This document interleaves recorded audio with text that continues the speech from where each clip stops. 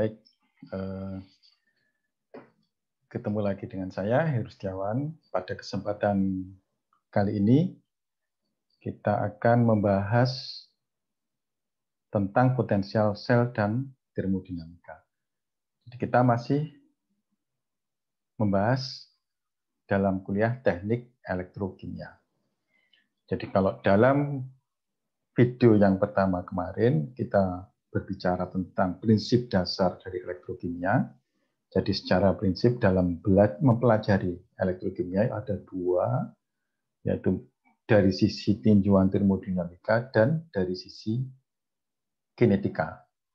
Nah, jadi di sini kita akan berbicara tentang potensial sel dan termodinamika.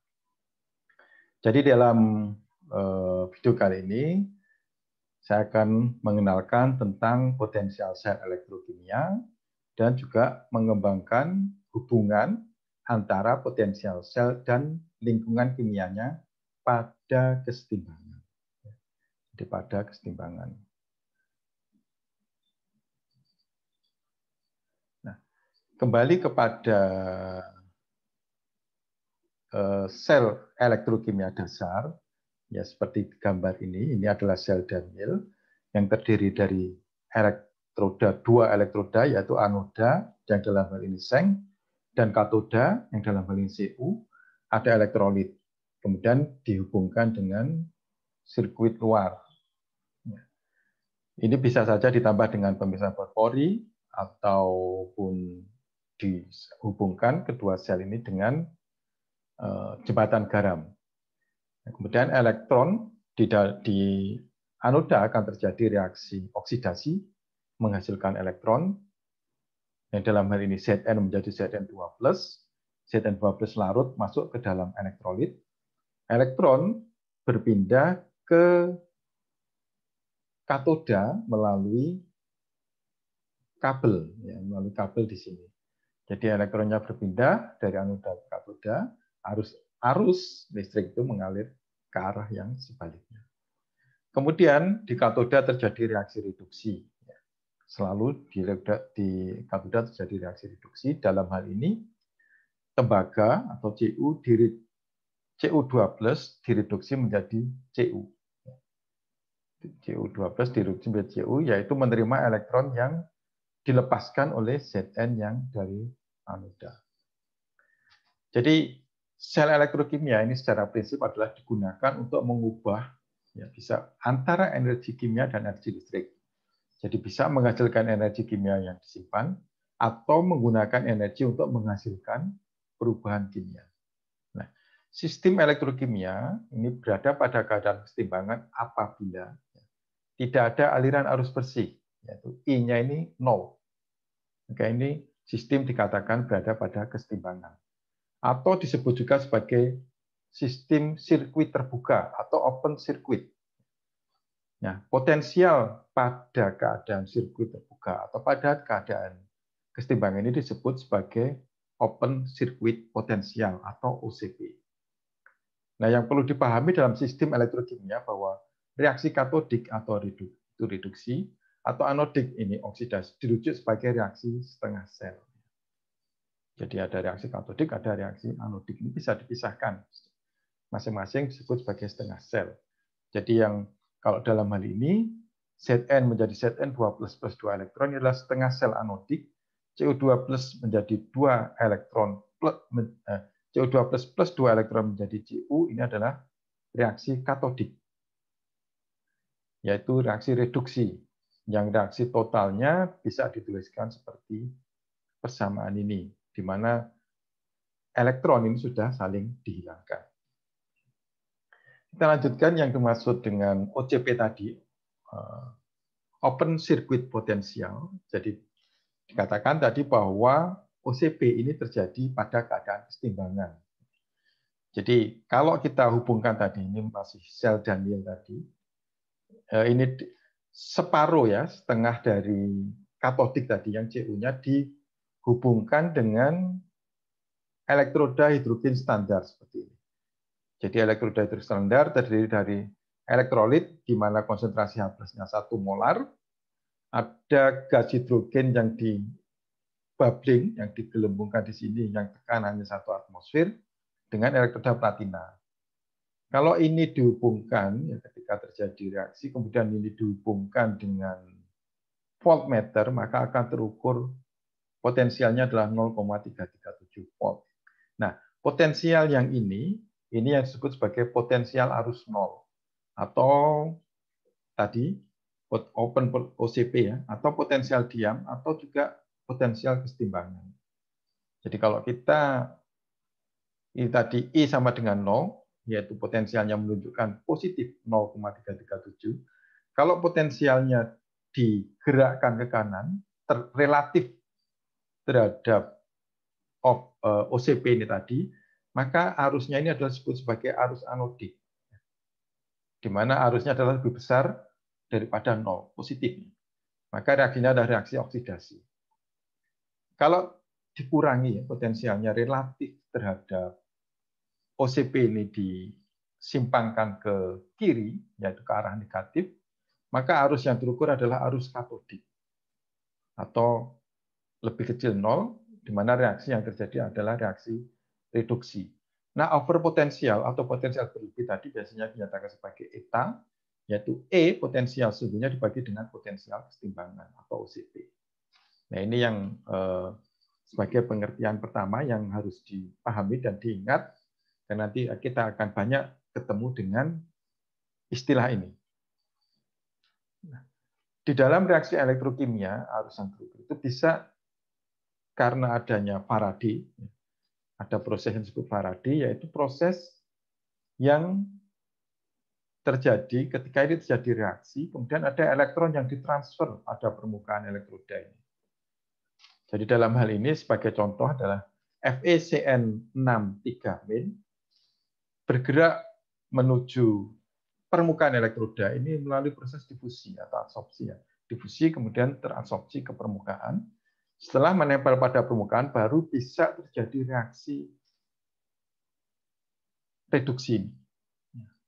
Jadi dalam hal ini akan menerima elektron. Nah, elektron adalah dari elektroda kerja tadi.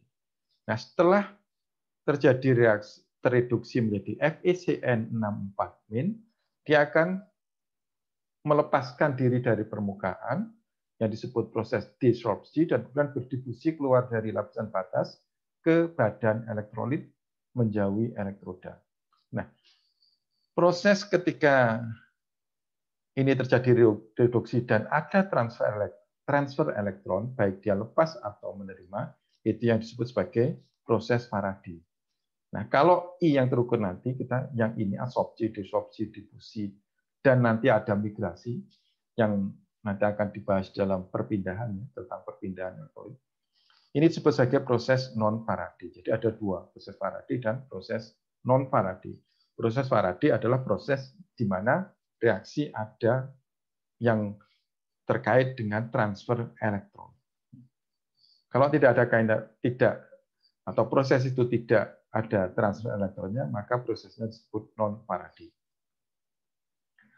Nah, kalau kita lihat tadi ada penyimpangan terhadap potensial standar atau overpotensial tadi, maka ini ada dua, kalau kita buat menjadi sebuah kurva antara potensial dan arus, maka ini ada yang ideal, ini disebut sebagai terpolarisasi ideal.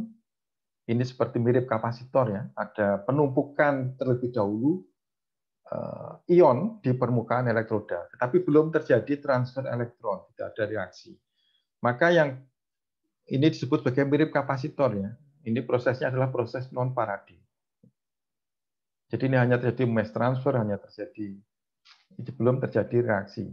Contohnya misalnya Hg dalam lautan KCl deaerasi. Jadi K plus menjadi KHG pada minus 0,21 volt. Ini versus normal hydrogen electrode, jadi elektroda standar ya, elektroda hidrogen standar. Hg plus Cl- menjadi setengah Hg2 Cl2 plus elektrode. Potensialnya adalah plus 0,25.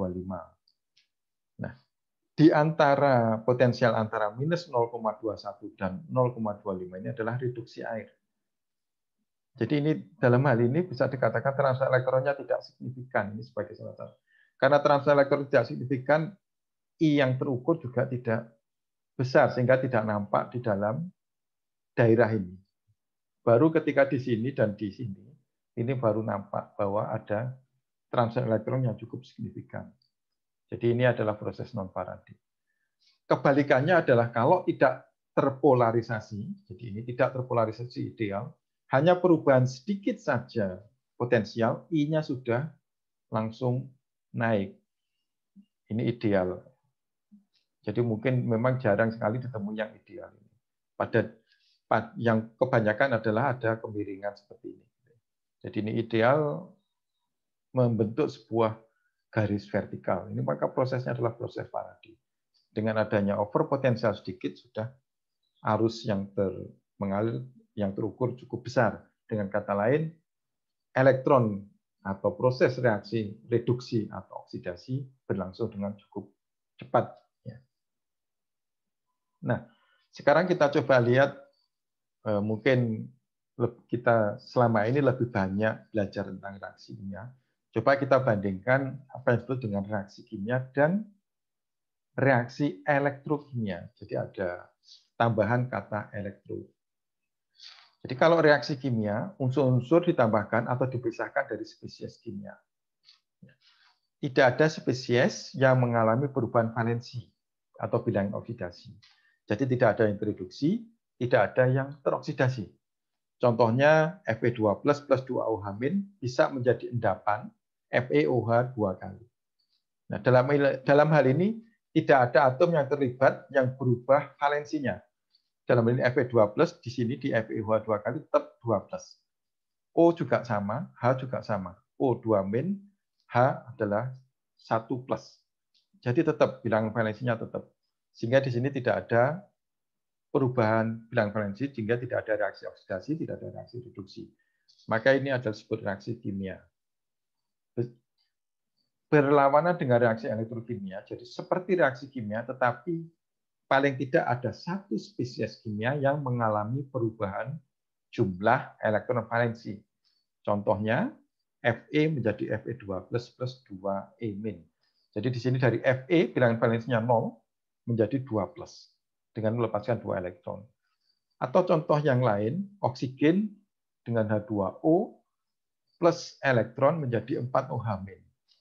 Jadi dalam hal ini ada perubahan.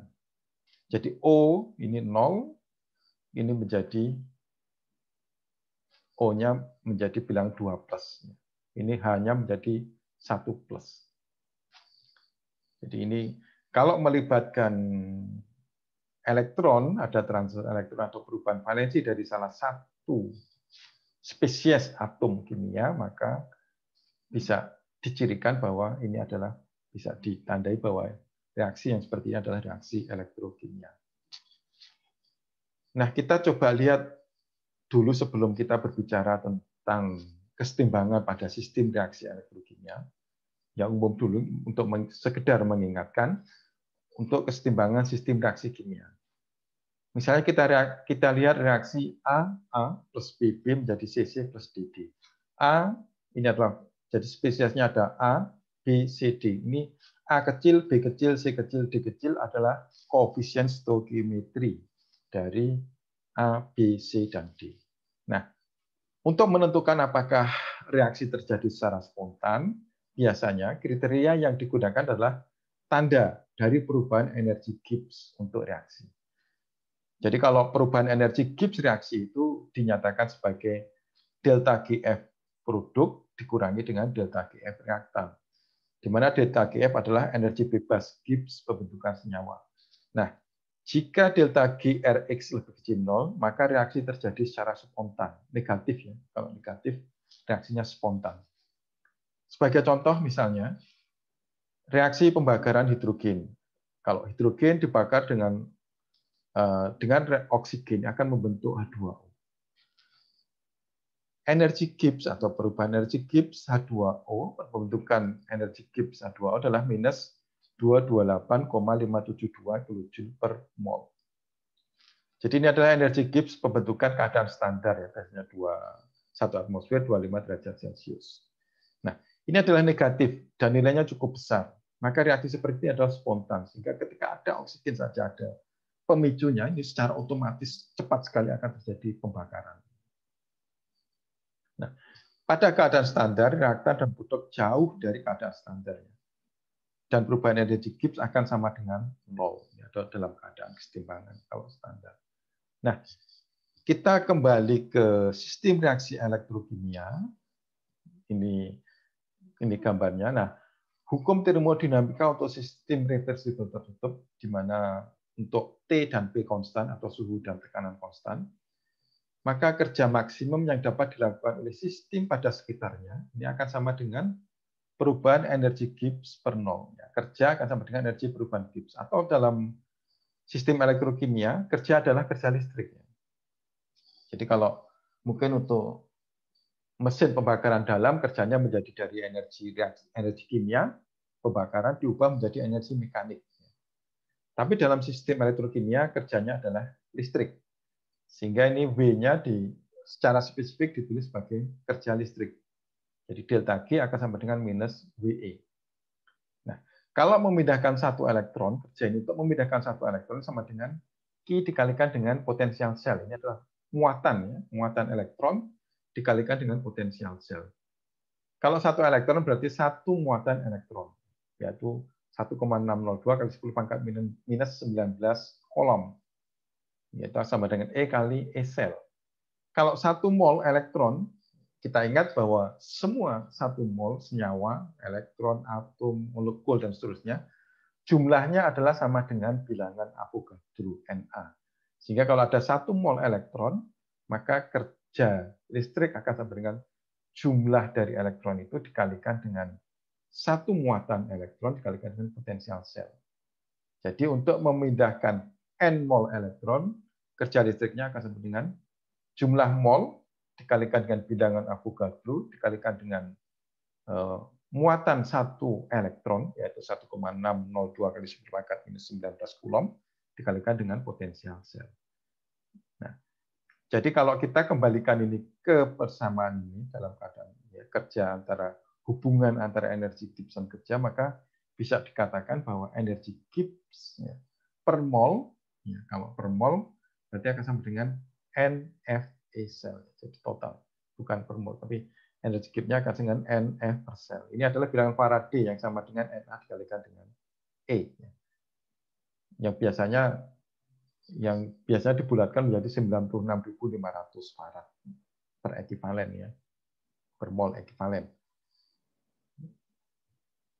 Jadi seperti ini hubungan antara energi Gibbs dan jadi kalau kita ingat bahwa ketika kita belajar termodinamika dan belajar tentang kesetimbangan selalu dikaitkan dengan energi Gibbs. Nah, sekarang kita coba dasarnya dulu. Kita lihat notasi sel. Bagaimana menuliskan sel. Kalau kita harus menggambar ini kan cukup rumit. Jadi persamaan sel ini bisa dituliskan secara sederhana dengan notasi sel. Jadi ini bisa dipisahkan. Ini komponen kompartemen anoda. Ya, ini anoda di sini. Ini adalah setengah sel oksidasi. Kemudian yang komponen kompartemen katoda ini juga setengah sel reduksi. Nah, di sini ada apa saja? Kita pisahkan karena di sini ada membran, maka dipisahkan dengan dua garis sejajar vertikal. 2 garis vertikal sejajar. Dipisahkan dengan ini. Tapi kalau ini tidak ada separator, kemudian tidak ada jembatan garam, maka ini bisa dihilangkan, tidak perlu tulis. Nah, kemudian yang setengah sel, ini ada fasa keadaan oksidasi lebih rendah. Kalau fasanya berbeda, diberi garis vertikal 1. Fasa keadaan oksidasi lebih tinggi, kemudian ini fasa keadaan oksidasi lebih tinggi, ini fasa yang lebih rendah. Nah, sebagai contoh, jadi potensial kesetimbangan sel adalah E sel, E dari yang di kanan, berarti yang di kanan dikurangi dengan yang kiri. Jadi kalau mengacu ke sini, kalau dituliskan dalam notasi, maka yang fase keadaan oksidasi lebih rendah ini adalah Zn. Zn ditulis Zn dalam bentuk padatan, yaitu anoda, kemudian Zn2+, Ya, ini 0, ini 2. Berarti ini lebih tinggi oksidasinya. Kemudian yang di sini ada Cu, berarti Cu2+, kemudian katoda Cu. Maka ini adalah menuliskan reaksi. Kalau kita bisa menuliskan reaksi seperti ini, bisa kita bayangkan bahwa ini setara atau ekivalen dengan gambar ini. Yaitu kalau reaksinya berarti Zn menjadi Zn2+, berarti melepaskan elektron. Cu2+ menjadi Cu, menerima 2 elektron. Contoh lagi misalnya grafit, ada kalau ini elektrodanya inert, ya tulis grafit, kemudian ada fase elektrolit, ya ini padat dengan elektrolit antarmuka, I+ aqueous ya dalam air, kemudian I2 ini S ya. Kemudian ini adalah yang dalam elektrolit, bisa dituliskan seperti ini atau dituliskan konsentrasinya ya. Misal 1 molar, 1 milimolar atau dan seterusnya. Jadi ini kalau ada inert ya nulisnya bisa ditulis seperti ini. Jadi ini elektrodanya adalah dua-duanya inert. Yang ini ada di dalam elektrolit. Oke. Nah, sekarang kita coba lihat mengikuti perjanjian IUPAC. Maka yang garis ini adalah batas fasa, melambangkan batas fasa. Kalau dua garis vertikal sejajar, ini adalah batas antara dua larutan, misalnya yang tadi, jembatan garam atau separator membran. Koma, ini adalah memisahkan dua spesies dalam fase yang sama, dalam elektrolit yang sama. Molaritas dapat ditulis dalam diagram. Cu, kalau dituliskan terminalnya, terminal ini ditulis dengan tanda ini, ada aksennya, ada tanda. Jadi terminal sering diabaikan, ini sering diabaikan dalam penulisan. Nah, misalnya ini ada Cu aksen, ZNS, ZNSO4 aqueous, garis 2 CuSO4 aqueous Cu. Maka electromotive force atau EMF cell ini adalah beda potensial sirkuit terbuka antar elektroda. Itu E sama dengan VL dikurangi dengan VR. Jadi ini potensial kiri dikurangi dengan potensial kanan. Kiri, kanan. Jadi beda kiri dan kanan pada diagram sel. Jadi E sama dengan VCU aksen minus VCU. Karena VCU lebih besar VCU aksen, maka EF untuk diagram ini adalah negatif, yaitu minus 1,1 volt. Nah, reaksi sel didefinisikan dengan melibatkan oksidasi pada elektroda di sisi kiri sel, anoda, dan reduksi pada elektroda di sisi kanan atau katoda. Ini akan memberikan reaksi setengah sebagai Cu menjadi Cu2+ plus 2 elektron dan Zn2+ plus 2 elektron menjadi Zn. Jadi ini IUPAC selalu menuliskannya dalam bentuk reaksi reduksi.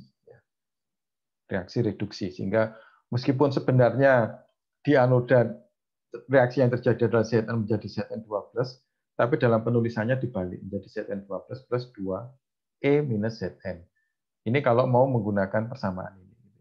Jadi tandanya nanti kalau melihat dari tabel potensial standar reduksi juga tidak perlu diubah plus minusnya. Oke. Nah, sekarang kita coba lihat arah reaksi sel penuh spontan. Jadi ini kalau sel penuh itu berarti yang ini penuh selnya. Bukan setengah sel ya, kalau tadi setengah-setengah, ini setengah sel. Ini kalau penuh disambung seperti ini. Ini contohnya masih sel Daniel tadi di ZnCu. Kalau Zn teroksidasi, dia akan habis. Larut ya, larut elektrolit sehingga anodanya habis. Sedangkan Cu sebagai katoda, ini Cu akan tereduksi menjadi Cu sehingga akan ada endapan Cu di permukaan elektroda Cu. Nah, jadi ini arah reaksi sel penuh spontan yang berhubungan dengan potensial diperoleh dengan menuliskan reaksi di kanan sebagai reaksi katodik, ya. Kanan katodik, yang kiri anodik. Jadi kanan adalah katodik, kiri anodik. Jadi ini kanan katodik, kiri anodik. Jadi garis vertikal tunggal perubahan atau keadaan fasa dalam setengah sel reaktan dituliskan dalam sebelum produk. Jadi reaktannya ditulis sebelum produk. Aktivitas larutan dalam air dituliskan dalam tanda kurung setelah simbol untuk ion atau molekul. Garis vertikal ganda menunjukkan sambungan antar setengah sel. Bisa separator, bisa jembatan garam. Notasi garis untuk anoda oksidasi dituliskan sebelum notasi garis untuk katoda atau reduksi. Misalnya seperti ini, membuat diagram sel. Buat diagram, tunjukkan persamaan raja dan tulis notasi untuk sel volta yang terdiri dari 1,5 sel dengan batang CR dalam larutan CrNO33 kali setengah sel yang satunya dengan batang Ag dalam larutan AgNO3 dan jembatan garam KNO3. Pengukuran menunjukkan bahwa elektroda Cl adalah negatif relatif terhadap elektroda Ag. Jadi kita buat rencana dulu, identifikasi reaksi oksidasi dan reduksi, dan tuliskan masing-masing setengah reaksinya. Hubungkan kutub minus Cr dengan anoda, oksidasi, dan kutub plus dengan katoda atau reduksi. Jadi ini reaksi setengah oksidasi Cr menjadi Cr3 plus 3 min. Maka kita bisa buat Cr-nya di sini di kiri. Berarti yang jadi oksidasi gambarnya di kiri, ini ada jembatan garam. Kemudian reaksi setengah reduksi ini ada di kanan, Ag plus E menjadi Ag. Maka kita bisa tuliskan notasi selnya adalah seperti ini. Jadi ini yang di kanan, ini yang di kiri. Reaksi penuhnya adalah seperti ini. Nah, sekarang kita kembali ke potensial keseimbangan sel. Jadi perubahan energi Gibbs, kalau kita belajar termodinamika, akan sama dengan ya delta G sama dengan delta G0 plus RT ln Pi. Ini hasil perkalian quotient ya. Hasil perkalian rasio antara produk dengan produk dengan reaktan. Produk reaksi dengan reaktan, di mana S ini koefisien pangkatnya, pangkat dari koefisien stoichiometri dari masing-masing produk atau reaktan tadi. Jadi delta G0 adalah perubahan energi Gibbs untuk reaksi pada keadaan standar, yaitu 25 derajat Celcius 1 bar. AI adalah aktivitas spesies I, SI adalah koefisien stoichiometri spesies I dalam reaksi. Jadi kalau positif untuk produk, jadi produk positif, dan negatif untuk reaktan pada keadaan sel. Nah, ini adalah dari termodinamika umum. Kalau kita kaitkan lagi dengan potensial sel, tadi kita sudah bahas bagaimana menghubungkan energi Gibbs dengan kerja listrik. Jadi tadi kita dapatkan delta G sama dengan minus NFE sel. Kalau ini digabungkan, jadi akan didapatkan E sel sama dengan E sel 0 plus RT per NF ln AI pangkat SI. Ini adalah persamaan Lenz, ya, persamaan Lenz yang sudah cukup dikenal. Jadi E0 sel adalah potensial sel pada keadaan standar 25 derajat Celcius 1 bar. Dimana delta G0 dan E sel 0 bukan besaran absolut, tetapi nilai selisih atau relatif. Harus ada acuannya. Harus ada acuannya. Kalau potensial, ya acuannya biasanya potensial standar hidrogen. Kalau seperti yang dituliskan di dalam tabel-tabel potensial reduksi standar. Nah, sekarang bagaimana kita sebenarnya kalau tadi ini bukan besaran absolut, dibandingkan terhadap apa? Gitu. Coba kita lihat bagaimana kita bisa menyatakan potensial relatif ini. Jadi, maka tadi dikenal potensial setengah sel, kita kenalkan. Ada ini untuk dapat memahami masing-masing reaksi setengah sel yang terisolasi tanpa melihat setengah sel yang lain. Kemudian yang kedua adalah untuk memudahkan pengklasifikasian dan pentabulasian data. Jadi misalnya ini sel Weston, ini ada CdSO4, di sini ada CdSO4, ini ada Hg. Dengan kutub positif, ini kutub negatif, ini CdHg.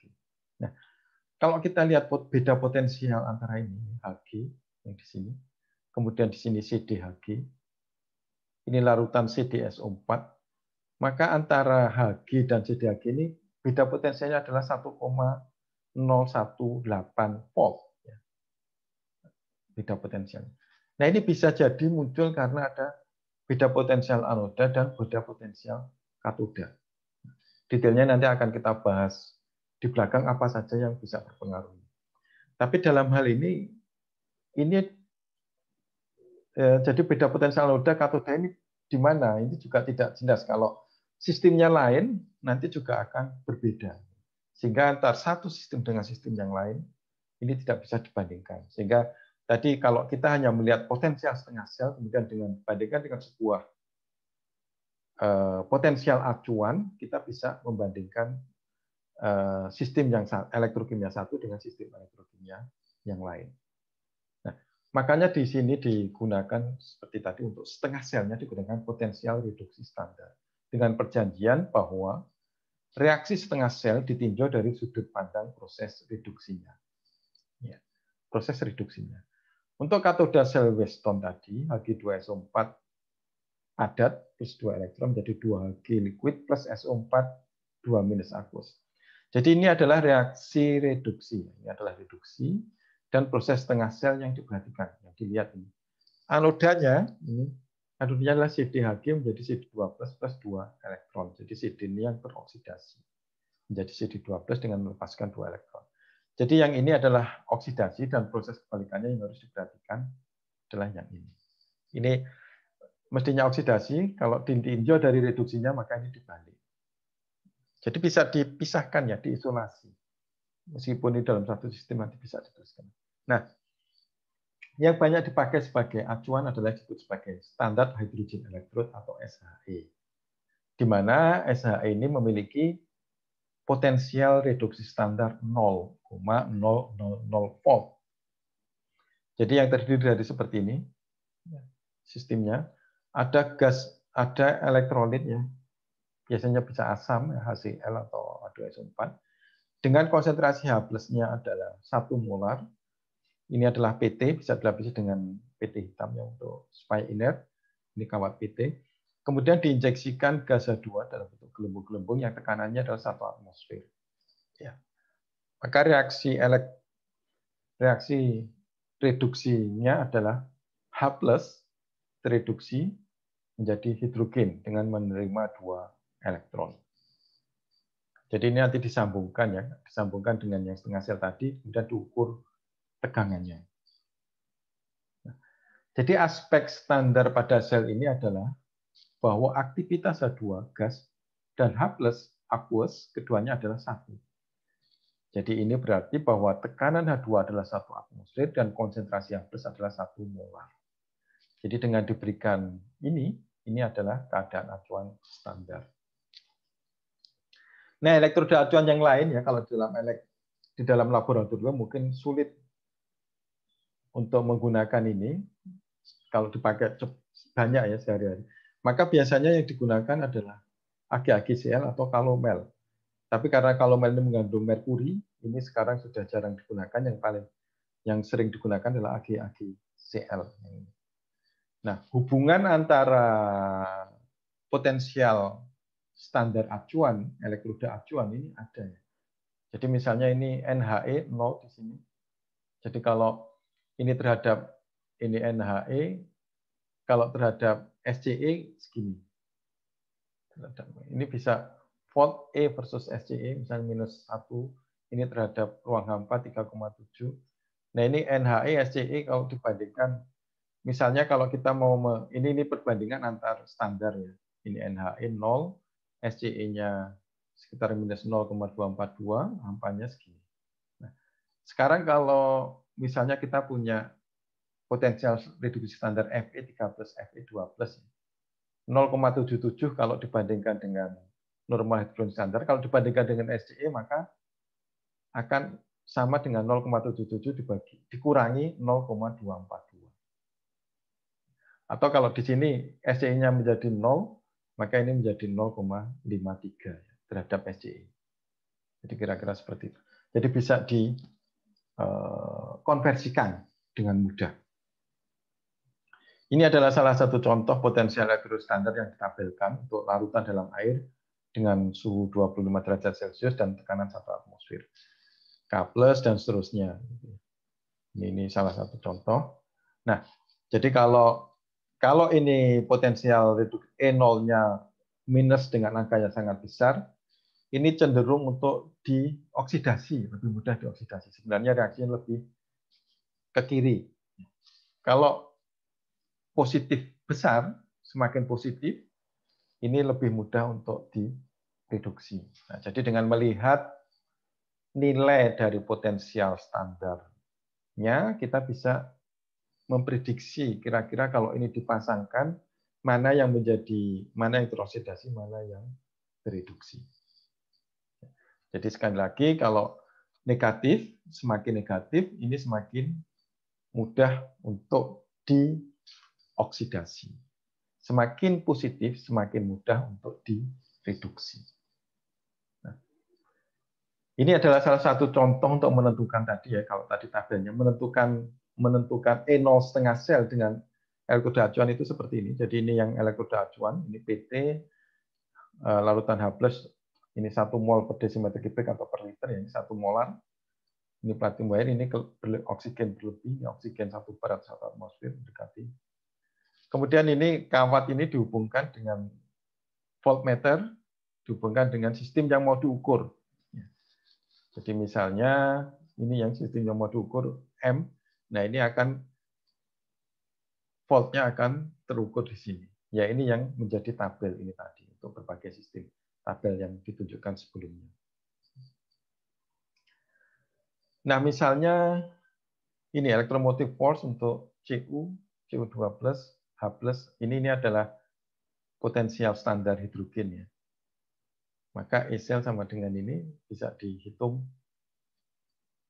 Untuk kasus ini E sel sama dengan EH plus H2 minus ECU plus Cu atau minus 0,518 volt akan sama dengan, kalau ini terbacanya segini ya, 0 karena ini potensialnya hidrogen standar 0 dikurangi dengan ECU plus Cu. Maka E0 Cu plus menjadi Cu adalah sama dengan 0,518 volt. Nah, ini tadi cara pengukurannya, kemudian ini cara menghitungnya ya, contoh. Untuk mendapatkan tabel potensial reduksi standar. Ini contoh menghitung E0,5. Misal sebuah sel volta menampung reaksi antara lautan bumi dalam air dan logam seng. Dengan potensial reduksi standarnya 1,83 volt. Jadi PR2 plus Zn, ini aqueous larutan, terlarut, Zn padat menjadi Zn2 plus 2 PR min. Hitung E0 bromin jika diberikan E0 sengnya adalah minus 0,76 volt. Jadi ini reaksinya adalah spontan, ya karena positif ya. Nanti kita bahas lebih lanjut. Karena E0-nya adalah positif. Seng dioksidasi dan merupakan anoda. Jadi E0 bromin dapat dicari menggunakan E sel sama dengan E0 katoda minus E0 anoda. Jadi tadi reaksinya adalah ini, sehingga E0Zn sebagai Zn ini adalah minus. Ya. Kalau ini plus, ini menjadi minus, tandanya dibalik. Kalau dituliskan reaksi oksidasi gini, reduksinya gini, maka tandanya menjadi minus. Maka E0 bromin sama dengan 1,07 volt. Ya. Nah, sekarang dari data termodinamika kita juga bisa mendapatkan potensial standarnya. Misalnya untuk reaksi ini, di mana SI adalah, jadi delta G reaksi, delta G reaksi sama dengan sigma SI delta GF no I. SI adalah koefisien stoichiometri untuk reaktan dan produk, minus untuk reaktan dan positif untuk produk. Delta GF0 adalah energi Gibbs pembentukan standar, yaitu pada 25 derajat Celcius dan 1 atmosfer. Untuk peruraian spesies netral, reaksinya adalah seperti ini. M nu plus X nu min menjadi nu plus MZ plus nu min XZ min. Maka energi Gibbs pembentukan standar adalah sama dengan delta G F0 F M nu plus X nu min sama dengan nu plus delta G F0 MZ plus nu min delta G F0 XZ minus. Jadi bagian ion lawan kecoret ketika nilai air dikurangkan. Nilai airnya, jadi ini S-nya tadi. Ini adalah S, ini juga S, koefisien stoichiometri. Nah sekarang kita coba lihat hubungan dasar ya dari termodinamika antara energi Gibbs dan entropi. Jadi energi Gibbs, perubahan energi Gibbs G per delta sama dengan minus entropi. Sedangkan NF tadi delta G sama dengan NF-nya, NFE. Maka kalau yang diturunkan, maka perubahan energi Gibbs ya, sama dengan NF del E per del T atau sama dengan delta S, ya, perubahan entropi ini pada P konstan. Nah, kalau dianggap delta S tidak berubah begitu banyak pada kisaran suhu yang sedang diperhatikan, maka del E per del T-nya menjadi mendekati linier ya, karena tidak ada, ini bisa dianggap konstan. Karena ini konstan bisa diintegralkan, sehingga E pada T maka sama dengan E 25 derajat plus T minus perubahan suhunya dikalikan dengan ini. Jadi ini adalah acuannya. Ada suhu acuan. Nah, jadi kalau ini bisa dipakai untuk menentukan parameter termodinamika dari E sel versus suhunya. Ditentukan dari sini. Kalau kita suhunya diubah, maka kita bisa mendapatkan tadi turunannya tadi. Jadi pengukuran potensial sel E0, E harus 0 sebagai fungsi suhu T. Ini yang memungkinkan besaran termodinamika seperti entalpi reaksi, entropi reaksi dapat dievaluasi untuk reaksi sel. Ini tadi persamaan Gibbs-Helmholtz, ya. Delta sama dengan delta G minus T del G per del T pada P konstan. Delta G tadi sama dengan, kalau kaitannya dengan kerja listrik, minus NFE. Jadi kalau ini di substitusi, ya, akan dapatkan delta H sama dengan minus NFE minus T del per del T minus NFE. Atau sama dengan minus NFE plus NFT del E per del T pada P konstan. Atau minus NFE minus T del E per del T pada P konstan. Jadi del E per del T pada P konstan ini adalah koefisien suhu potensial sel arus 0 yang diperoleh dari data percobaan E sama dengan ET. Jadi nilai tipikalnya terletak pada kisaran 10 pangkat minus 4 sampai 10 pangkat minus 5 volt per Kelvin. Nah ini bisa juga kalau diekspansikan ya, menjadi E sama dengan A plus B dan seterusnya. Ini adalah A, B, C konstanta. Bisa positif, bisa negatif. T0 suhu acuan. Nah, jadi kalau tadi dari hubungan ini, kalau delta H dan delta K diketahui, maka kita bisa mencari delta S. Misalnya. Delta G sama dengan delta H minus T delta S sama dengan ini. Atau sama dengan, kalau diturunkan, delta S sama dengan seperti kali minus NFE plus NFT kali del E per del T pada P konstan plus NF. Atau perubahan entalpi sama dengan NF kali del E per del T pada P konstan. Nah, jadi pengukuran elektrokimia potensial sel yang dilakukan pada kondisi aliran arus 0 sebagai fungsi suhu, ini bisa menyediakan metode canggih penentuan besaran termodinamika yang berguna. Nah, sekarang kita coba lihat konstanta kesetimbangannya. Jadi, ini tadi perubahan energi Gibbs untuk reaksi sel keseluruhan itu bisa dihubungkan dengan potensial sel bersihnya. Jadi, tadi delta G0 sama dengan minus NF E0 sel. Jadi ini adalah F adalah konstanta Faraday ya, yang kalau dibulatkan menjadi 96.500 kolom per mol ekvivalen. Atau lebih tepatnya 19.6485 ya. 19.6485. N ini adalah jumlah elektron yang ditransfer. N jumlah elektron yang ditransfer dalam reaksi sel. Jadi delta G0 tadi hubungannya antara konstanta kesetimbangan dengan energi Gibbs adalah delta G0 sama dengan minus nRT ln K. Jadi kalau disusun ulang, kita bisa dapatkan K sama dengan eksponen minus delta G0 per RT. R adalah konstanta gas, ya, konstanta universal gas yang nilainya dalam satuan SI adalah 8,314 Joule per mol Kelvin. Atau tadi delta G sama dengan ini. Sehingga ini kalau disubstitusi menjadi sama dengan eksponen NFE0 sel dibagi dengan RT. T adalah suhu dalam Kelvin. Ya, jadi kita bisa dapatkan hubungan ini K dan E. Ini delta G dan E. Jadi kita lihat bahwa kalau kita tahu satu parameter, kita bisa menghitung dua parameter yang lain. Ya, seperti digambarkan di sini ya. Jadi kalau kita tahu satu parameter, misalnya tahu E0, kita bisa menghitung delta G0 dan juga bisa menghitung K dengan persamaan hubungan adalah seperti ini. Nah, jadi tanda delta G0 dan E0 sel ini menentukan arah reaksi pada kondisi standar. Jadi tanda plus atau minus. Jadi dalam hal ini tabel yang menunjukkan itu. Jadi delta G0 kalau lebih kecil 0 atau negatif ya, K-nya lebih besar 1, E0 selnya lebih besar 0 positif, maka reaksinya adalah reaksi spontan. Kalau delta G-nya 0, atau K-nya 1 dan E0 selnya juga 0, ini kesetimbangan. Kalau lebih besar 0, ini lebih kecil 1, E0 selnya lebih kecil 0, maka tidak spontan. Jadi yang spontan ini nanti biasanya adalah untuk sel untuk energi ya, baterai. Itulah selnya sel spontan atau sel volta. Sel volta, sel galvanis. Sedangkan yang ini adalah sel elektrolisis yang tidak spontan karena harus memasukkan energi, menambahkan energi listrik ke sistem reaksi. Jadi misalnya contoh menghitung K delta G0 dari E0 sel. Timbal dapat menggantikan perak dari larutan. Jadi PbS plus 2Ag plus menjadi Pb2 plus 2Ag. Jadi Pb-nya tadi padatan larut, sedangkan Ag plus yang tadi dalam larutan menjadi mengendap.